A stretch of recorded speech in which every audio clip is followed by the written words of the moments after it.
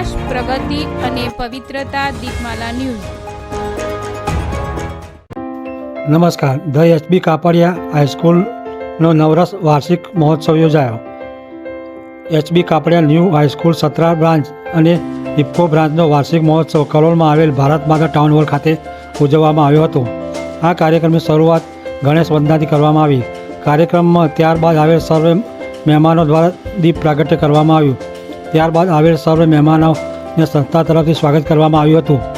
આ કાર્યક્રમમાં ગુજરાત ગવર્મેન્ટના આઈએએસ શ્રી સંદીપ સાગલે સાહેબ ખાસ ઉપસ્થિત રહ્યા હતા અને પોતાના ઉદ્બોધનમાં વિદ્યાર્થીઓને સફળતા માટે પ્રેરિત કર્યા હતા. આ શુભ પ્રસંગે ઇફકોના ડીજીએમ શ્રી રાજેશસિંહ સિસોદિયા સાહેબ હાજર રહી કાર્યક્રમને નિહાળ્યો હતો અને પોતાના ઉદ્બોધનમાં વિદ્યાર્થીઓની પ્રશંસા કરી હતી. આ મહાનુભાવોની સાથે સાથે કલોલના અનેક અગ્રણીઓ હાજર રહ્યા હતા.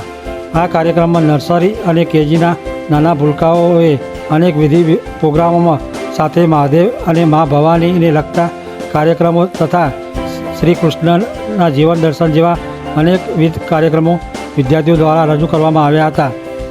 આ દરેક કાર્યક્રમમાં નવ રસમાંનો કોઈ એક રસ ઝલકતો જોવા મળ્યો હતો. મુખ્ય કાર્યક્રમમાં સામેલ એવા લાઈવ સંગીતનો કાર્યક્રમ કે જેમાં નવ રસોની ઝાંખી બતાવવામાં આવી હતી. રસ કા વિજ્ઞાન નાટકમાં ભવિષ્યમાં મનુષ્યનું જીવન કેવું હશે, તેના ઉપર ટેકનોલોજીનો પ્રભાવ કેવો હશે તેની ઝલક બતાવવામાં આવી હતી. દેશભક્તિના ગીત ઉપરના નૃત્ય, જોકર, ડાન્સ અને ગરબાઓએ પ્રેક્ષકોના મન મોહી લીધા હતા. આ કાર્યક્રમની વિશેષતા એ હતી કે આપણા મહાન ઋષિ ભરત મુનિએ વર્ણેલા નવ રસો જે આપણા જીવન સાથે જોડાયેલા છે, જેવા કે શૃંગાર રસ, હાસ્ય રસ, શાંત રસ વગેરે જેવા નવ રસો અનેક કાર્યક્રમો દ્વારા રજૂ કરવામાં આવ્યા હતા. આ વાર્ષિક કાર્યક્રમમાં લગભગ 1000 જેટલા વારીઓ ઉપસ્થિત રહ્યા હતા અને 1000 જેટલા વિદ્યાર્થીઓ હાજર રહ્યા હતા. તેમાંથી લગભગ 500 જેટલા વિદ્યાર્થીઓએ સ્ટેજ ઉપર આવીને પોતાની કૃતિ રજૂ કરી હતી. The HB Kapadia new high school સંસ્થાના મેનેજિંગ ટ્રસ્ટી શ્રી શાશ્વત કાપડિયા સાહેબે હાજર રહીને સંપૂર્ણ કાર્યક્રમ નિહાળ્યો તથા તમામ શિક્ષકો, વિદ્યાર્થીઓ અને સ્ટાફ મિત્રોને અભિનંદન પાઠવ્યા હતા.